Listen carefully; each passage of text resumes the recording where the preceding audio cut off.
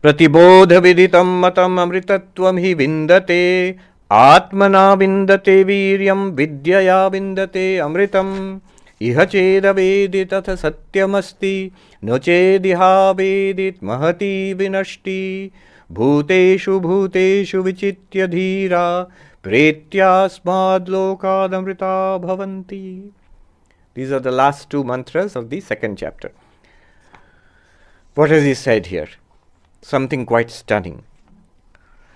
Brahman is really known when it is known as the self of each state of consciousness or each experience, let us say, because thereby one gets immortality. Through one's own self is acquired strength, through knowledge is acquired immortality. If one has realized here, then there is truth. If he has not realized here, then there is great destruction. The wise ones, having realized Brahman in all beings and having turned away from this world, become immortal. Okay, what has been said here? Sort of the completion of all the teachings. To make it more dramatic, what has been said here is, just imagine, till now we were told it is the eye of the eye, ear of the ear, mind of the mind. The eyes do not go there, the speech does not go there, the mind does not go there. It seems so subtle, so difficult, so abstract. And then we are told it is other than the known, other than the unknown. So abstract, it seems so difficult. And we are told that the teacher then makes it even more difficult. If you think you have realized it, you have not. If you think you have, then you must inquire further. And the student gives a very subtle answer that I don't think that I have known it, but I don't think that I do not know it either. And the teacher clarifies, quote unquote clarifies, it is known to those who do not know, and it is unknown to those who know. All this makes it seem so subtle, so difficult, so removed from our day-to-day experience. Now see what he says. Pratibodha viditam amritatvam hi vindate. This statement is an amazing statement. What he says is, for the enlightened one, in every experience Brahman is revealed. With eyes closed, with eyes open, in every seeing Brahman is seen, every hearing Brahman is heard, every tasting, every touching, every smelling, every thought, every expression of speech, all the time Brahman is being experienced. You are immersed in this ocean of light. You can't get away from it. Pratibodha viditam matam. For the one who is fully enlightened, experiences Brahman, realizes Brahman, sees Brahman in every experience. Effortlessly, choicelessly, has no other choice alright, I have become enlightened, I have enough of Brahman. Now let me get back to my job and the people and this body and my taxes. And no. If you get back to this world, it will be job Brahman, people Brahman, tax Brahman, body Brahman, all the time. Wherever, whatever you experience, whatever you see, hear, smell, taste, touch, Brahman. Whatever we think, whatever we do, Brahman. We chant, before food. Brahmarpanam Brahmavi, Brahmagno Brahmanahutam, Brahmevate Nagantavyam, Brahma Karma Samadhina. People say, when I'm meditating, I sort of get it. When I listen in the class, sort of I get it. But the moment I'm outside, we get busy with the world, then Brahman is gone. No. Krishna says to Arjuna in the middle of the battlefield, the instrument with which you are pouring oblations into the fire, think of a Vedic fire ritual. The spoon with which you are pouring, it's not a spoon, it's Brahman. The oblations, the offerings you are pouring into the fire, it's not offerings, it's Brahman. The fire into which you are pouring offerings, it's the offerings. It's not fire, it is Brahman. The one who is pouring. What is meant here is the action which you are doing is Brahman. The one who is doing the action is Brahman. The instruments with which you are performing the action, it's whatever action it may be. It could be serving food to somebody, it could be driving a car, working on a computer, whatever it is, or worshipping in a temple, whatever it is. Every action, you are surrounded by Brahman, you are immersed in Brahman. You cannot get away from Brahman. You have no choice in the matter anymore. Choicelessly, effortlessly, instantaneously, everywhere, all the time. With eyes open, with eyes closed. In waking, in dreaming, in deep sleep, it is light, light and light shining alone. This is pratibodha viditam matam. What a wonderful thing. We will dive into this a little bit and then wrap up. Okay. This is, and then what happens after that we will see, just I'll touch upon it. But this is the peak, the grand climax of the Upanishad here. The final realization. Before diving into this phrase, I'm just going to talk about this particular phrase, pratibodha viditam matam. What is enlightenment? When you experience Brahman in every experience. Pratibodha means in every experience. Which experience? Any experience. Spiritual, secular, good, bad, whatever. Sensory experience, mental experience, actions, meditation, whatever. Jogging, whatever. In every experience, when you experience Brahman, experience that limitless consciousness, being, existence, bliss, effortlessly, choicelessly, instantaneously, then your enlightenment is complete. And the result of that is immortality, immediately, here and now. Which means, basically, we already are immortal. That just becomes clear to us. Okay. Before diving into this teaching, pratibodha viditam matam, in every experience Brahman is shining. What could be the alternative explanations of this phrase?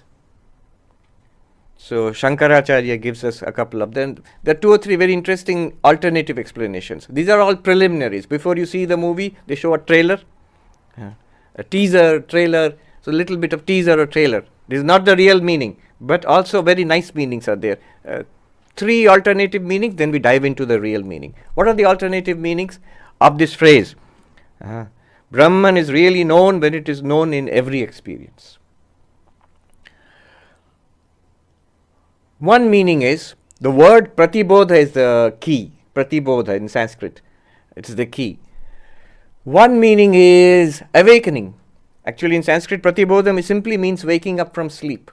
So here it means waking up from the sleep of ignorance. From the sleep of ignorance. So pratibodha, it means enlightenment. Waking up from the sleep of ignorance, enlightenment. That's where the name the Buddha comes from. In the book Religions of the World, Houston Smith, in a chapter on Buddhism, he talks about how the Buddha attained enlightenment and he was walking to Sarnath where he gave his first sermon. On the way he meets this shepherd boy who looks at his face and is taken back by the expression, the luminosity, the peace which he sees on the face of the Buddha. If you see the face of such a one, even for one moment, your enlightenment and eventual freedom is guaranteed. Maybe in this life, maybe in the next. Now nobody can just see once. So he sees the Buddha and he asks, not who are you, but what are you? Houston Smith comments there. The author says that many people have been asked, we are all asked, who are you? What's your name? Who are you? Very few people have been asked, what are you? What are you? Are you a god? The Buddha says no. Are you an angel or a messenger of the gods or something? No. Are you a human being? The Buddha says no. Then what are you? He says, I am the awake. I am Buddha. I am the awake. Meaning thereby the rest of us are sleeping or daydreaming or sleepwalking. So awaken. That's one meaning of pratibodha, to wake up. Enlightenment. But that's a preliminary meaning, not the real meaning. The real meaning is stunning. The second meaning is to awaken someone. So the Guru awakens us. That's also pratibodha. In Dakshinamurti Stotra it's there. Yo bodhayatyashritan. The God in the form of Shiva, Dakshinamurti, the southern facing Shiva, awakens us. That's also a meaning of pratibodha. The Guru awakening the disciple. That's another meaning of pratibodha. A third meaning of prati means opposite direction, inward direction. So pratibodha would mean turning inwards, turning our knowledge inwards. See, the whole reason why we are unenlightened is our fascination with the outward. So one of the preconditions of enlightenment, in the Katha Upanishad, it is said, Kaschid dhira pratyagatmana maikshat avritya chakshur amritatvam icchan.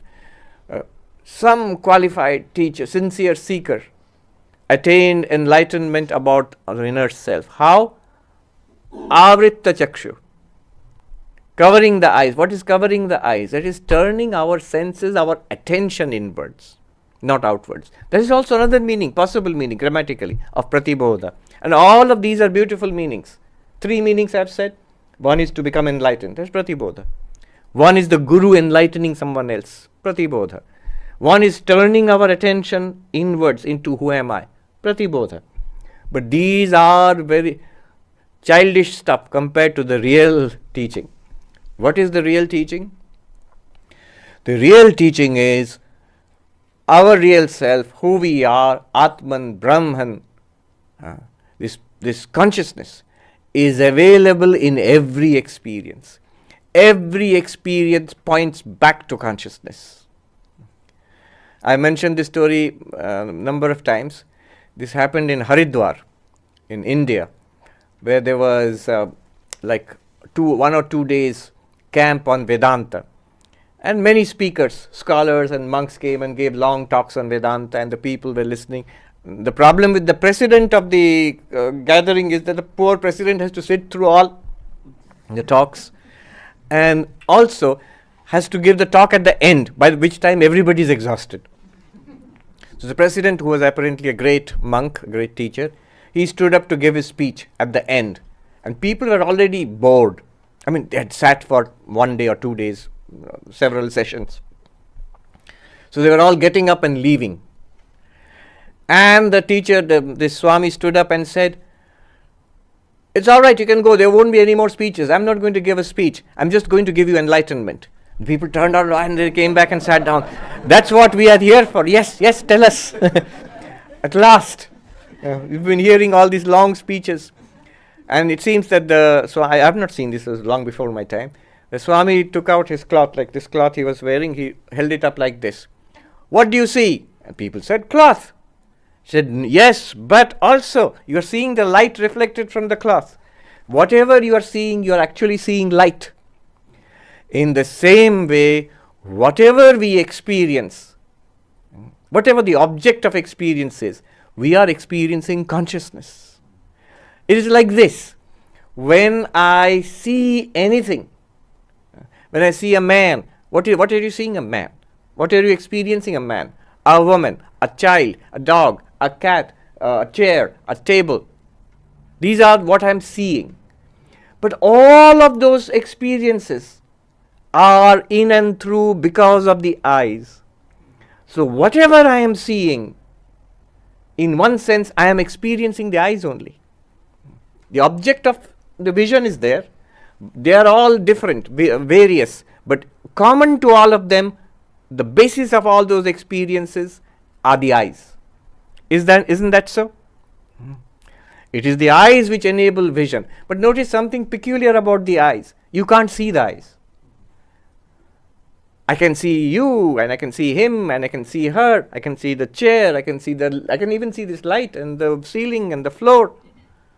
But the eyes which are doing all the seeing, they can't see themselves. What is the experience of the eyes? When are you experiencing the eyes? You are experiencing the eyes when you see anything.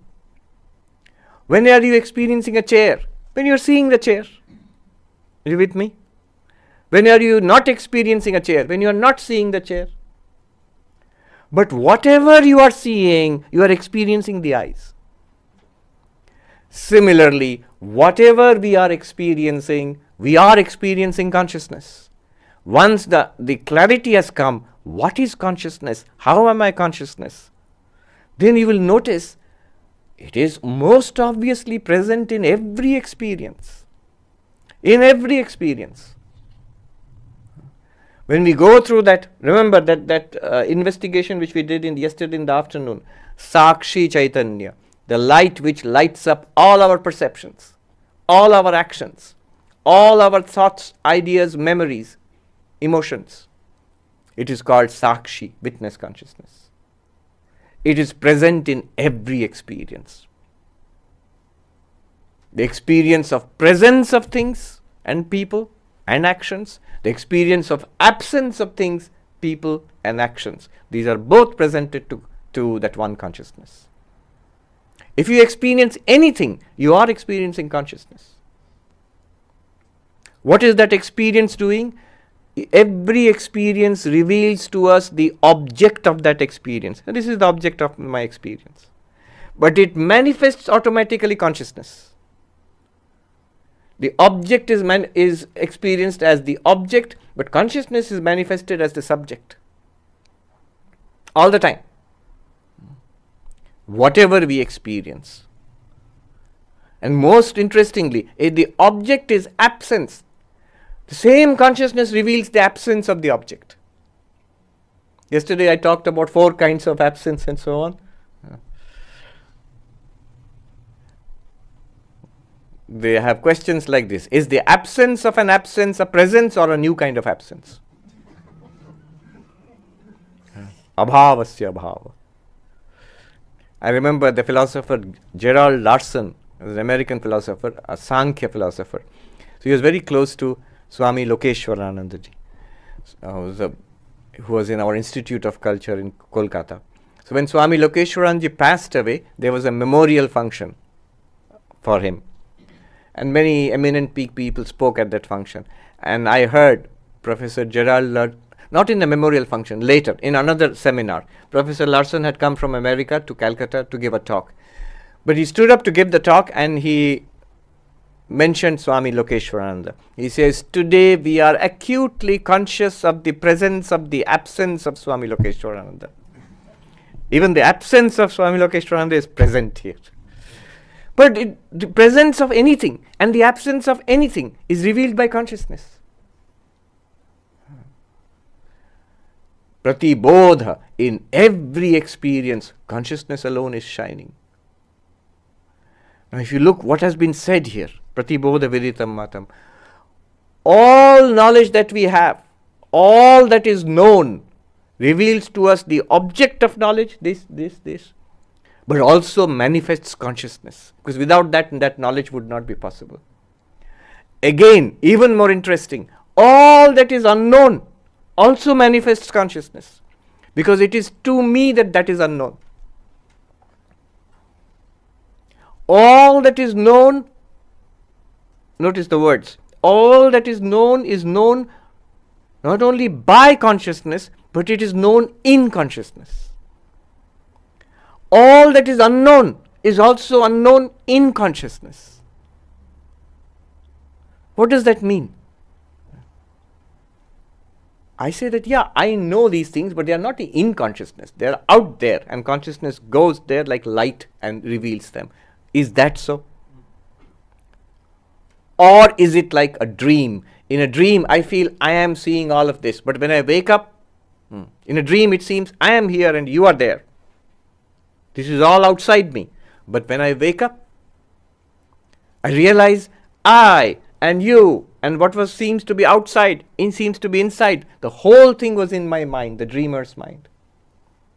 Similarly, the claim here is whatever is experienced in consciousness, whatever is experienced by consciousness is in consciousness. And in fact, the next claim will be it is nothing other than consciousness.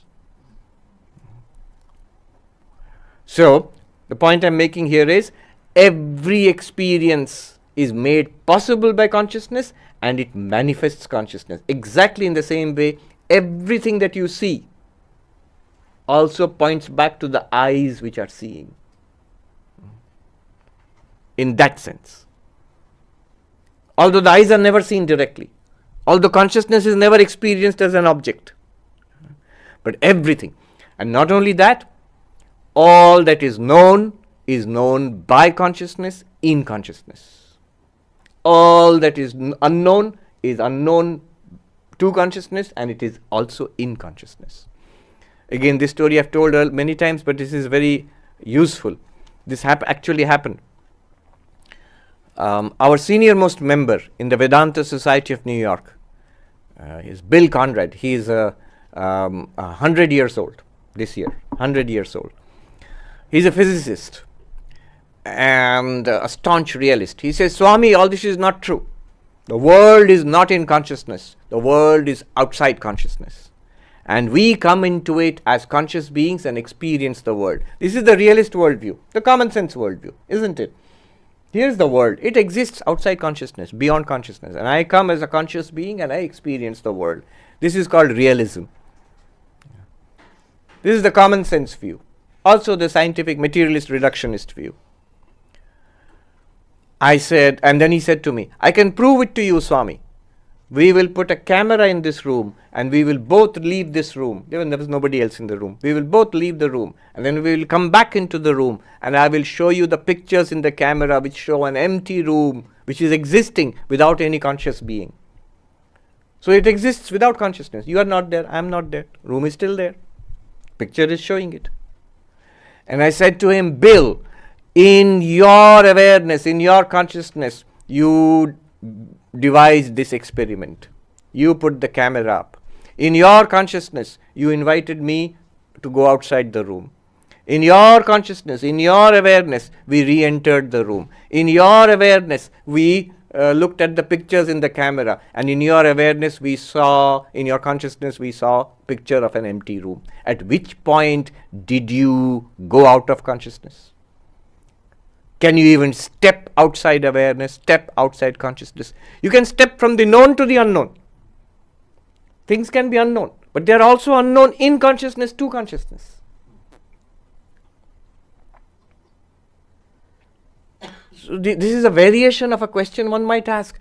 All this talk is fine now, but millions of years ago when there were no human beings, no life at all, no conscious being at all, human being or non-conscious, any lower animal or any sentient being, only rocks, planet. For 1 billion years there was nothing, no conscious being. The universe existed long before consciousness. So all this story is you are telling now. But the thing is, this also is being visualized, understood, projected in consciousness.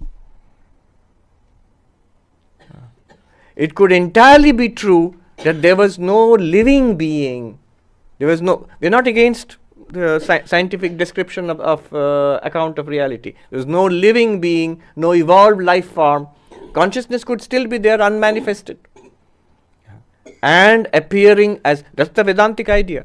Consciousness is appearing as this non-living world where only existence is appearing as existing things. Then it appears as, it evolves into again organic life forms with more sophisticated brains and nervous systems where mind becomes more manifest. And in that mind there is a reflected consciousness which now comes to say that I am this sentient being and I am studying Vedanta and all that, and doubts whether consciousness is fundamental or not, and so on and so forth. Let us go deeper. Pratibodha Veditam Matam. What is the Vedantic worldview? The Vedantic worldview is this: universe view, self view, world view, whatever you call it, is pure consciousness alone appears to itself as the physical universe, the subtle universe, and the causal universe. It alone appears as the individual and as the cosmic. It alone appears and disappears as the presence and absence of everything.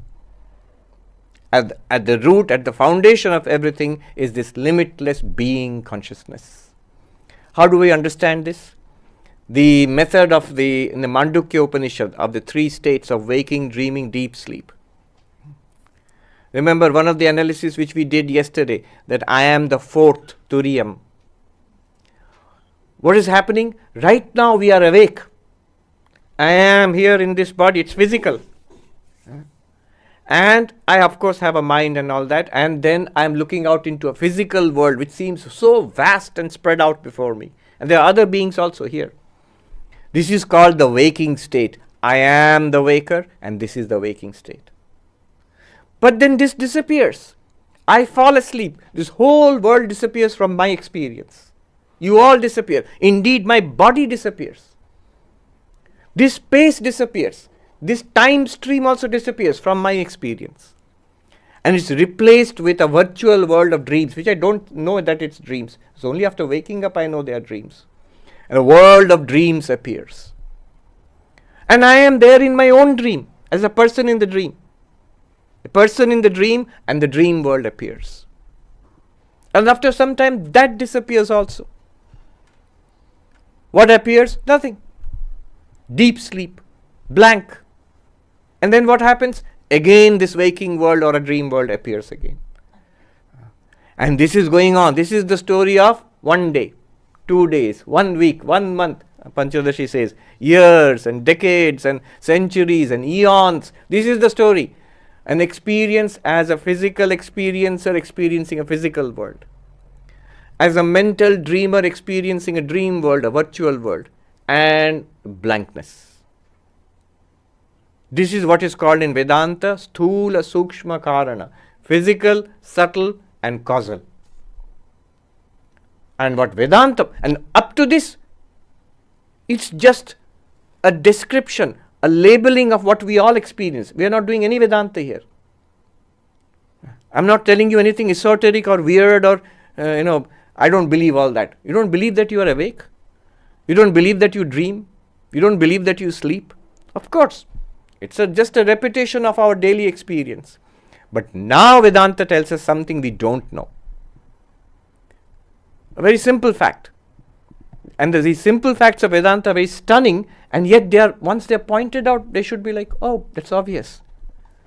Notice what Vedanta points out is, these three, waking, dreaming, sleeping, you claim all three.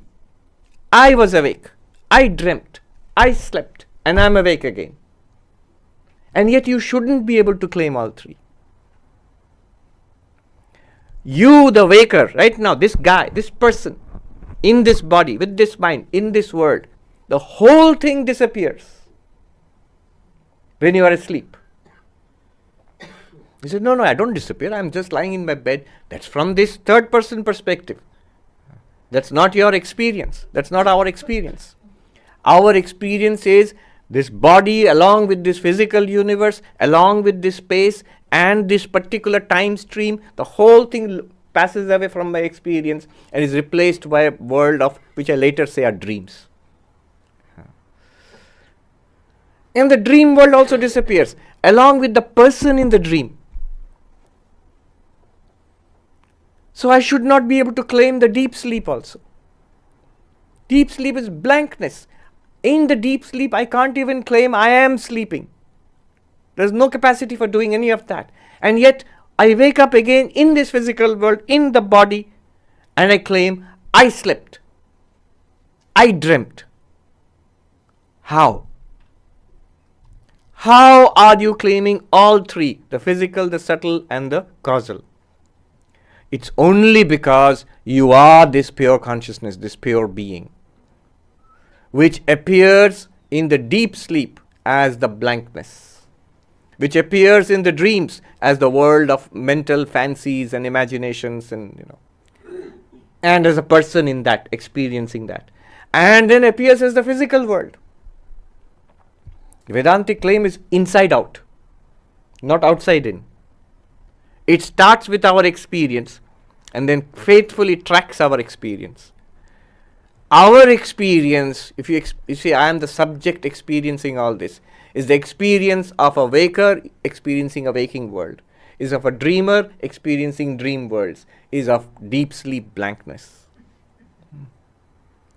All three cycle in and out continuously.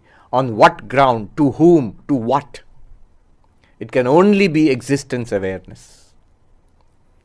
And that existence awareness is the underlying reality, is the gold out of which these three kinds of ornaments are made.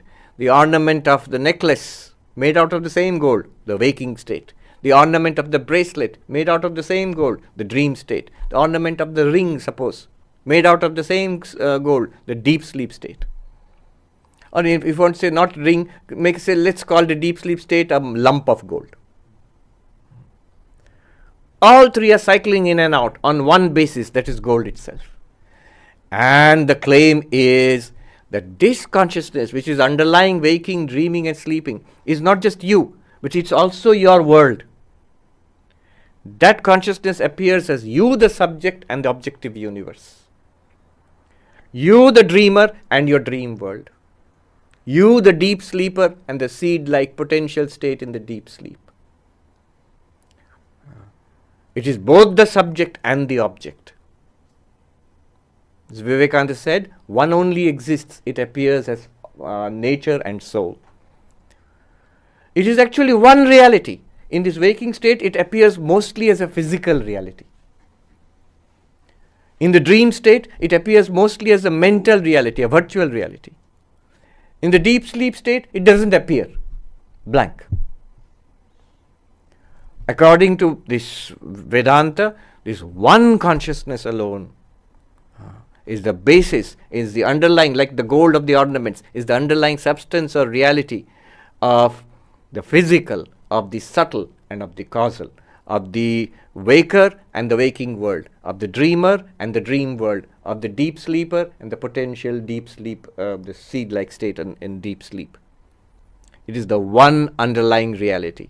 And therefore, whoever we experience in the waking world, whoever we experience in the dream world, and what we do not experience in the deep sleep, blank. All of that is nothing but consciousness. You, the consciousness. This is the deeper meaning of pratibodha viditam matam. Just as anything we see in the dream, anybody, anything that we see in the dream, any action, any object, any creature that we see, the sky and the earth we see in the dream, is nothing but me, the dreaming mind. Like that. That's an example. The dream is an example. Whatever we come across in this life is you. Be at ease. Even as matter, as physical body, you are part of an ocean of matter. It is the same thing, which is an ocean of mind. Be at ease. You are not just this one mind. You are this entire ocean of mind. And it is the same thing which appears finally or does not appear, which illumines everything as this ocean of light or consciousness. Vivekananda stresses this again and again. It is one reality, whether you take it as matter, whether you take it as mind, or as pure consciousness, Atman, Brahman. If it is one reality, then as matter, I thought, scientists might say, yeah, I agree with that, it's just matter. So why not stop there? Why go to your pure consciousness, Atman, Brahman? Stop with matter. Well, you can't. You cannot stop with matter and energy and time and space because you can't explain mind there. That's the hard problem of consciousness. That's where we're getting stuck. You can't explain mind if you just stick to matter. Just the brain itself can't explain the mind. I saw a big volume of scientific papers, the irreducible mind. The mind cannot be reduced to brain activity only. So you are forced to go from matter to mind. Why not stop there, mind and matter? That also you cannot do. Because they are such opposites, you must look for something underlying that. Something which is appearing as both mind and matter, as nature and soul. So you are pushed further to pure being, to pure consciousness, to Atman or Brahman. And there finally in non-duality you have completion. This is the meaning of pratibodha viditam matam.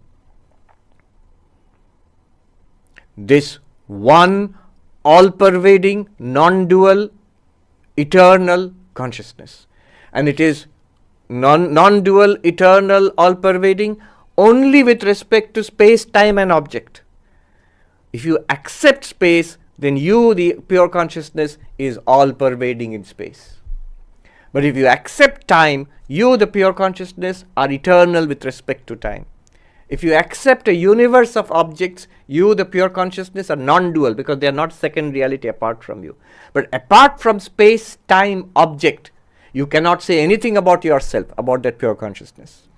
All that you can say about yourself is neti neti, not this, not this. To put it this is all the meaning. We are going deeper and deeper into the exploration of pratibodha viditam matam.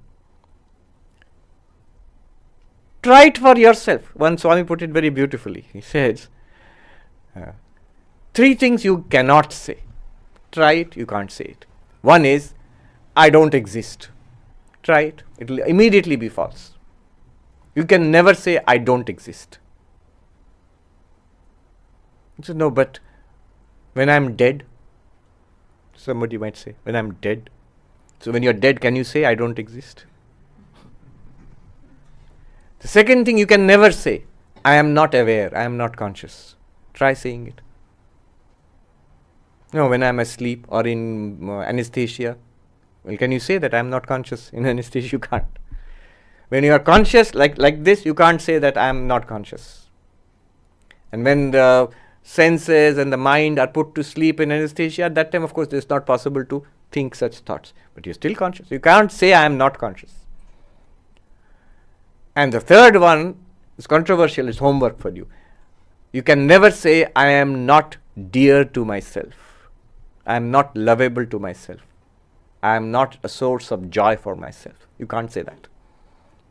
Just I, the pure I, not the body, not the mind, not the world. Just that limitless awareness. You can never say I don't exist. You can never say, you can never claim I am not aware. You can never claim I am not lovable or dear to myself. This points to the fact that our pure being, our pure consciousness, our pure bliss is indubitable, incontrovertible. This is the deeper meaning of pratibodha viritam matam. What's the consequence?